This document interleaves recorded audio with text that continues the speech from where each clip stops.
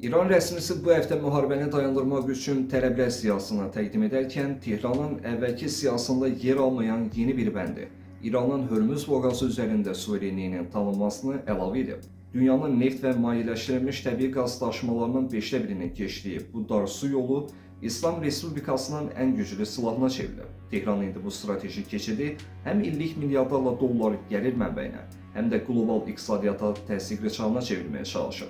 İllərdir hücum halında boğazı bağlayacağı ilə hədələyən İranın bu strategiyasının qlobal ticarət axınını pozmaqda nə dərəcədə effektiv olduğu bir çoxları üçün gözlənilməz olub.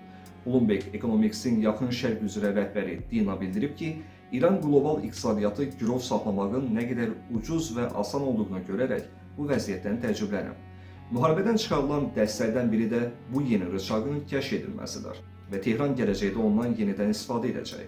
Amerika dövlət katibi Marco Rubio da bu təhlükədən xəbərdar olduqlarını vurğulayıb. O, İranın Hörmüzdə rüsum sistemi qurmaq cəhdlərinin qanunsuz və təhlükəli olduğunu qeyd edərək, dünyanın buna qarşı planı olmadığını qeyd edib.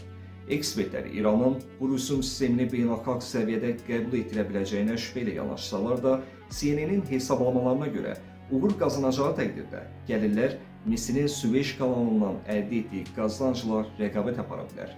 Normalda hər gün Hörmüz boğazından təxminən 20 milyon barel xam neft və neft məhsulları keçir ki, bu da təxminən 10 ədəd nəhəng xam neft daşıyıcısına bərabərdir.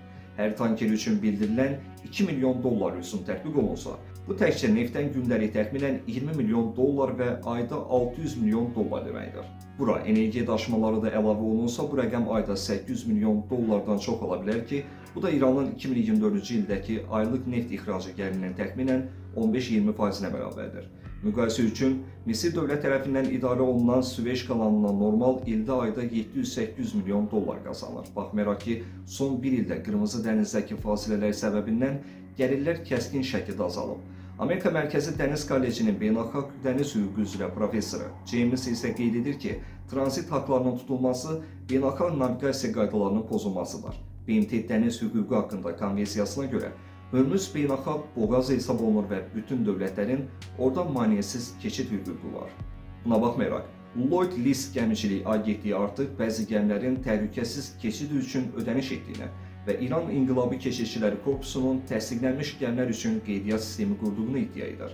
Hazırda gəmiçilik sənayesi bu qeyri-müəyyənlik fonunda faktiki olaraq iflic vəziyyətindədir.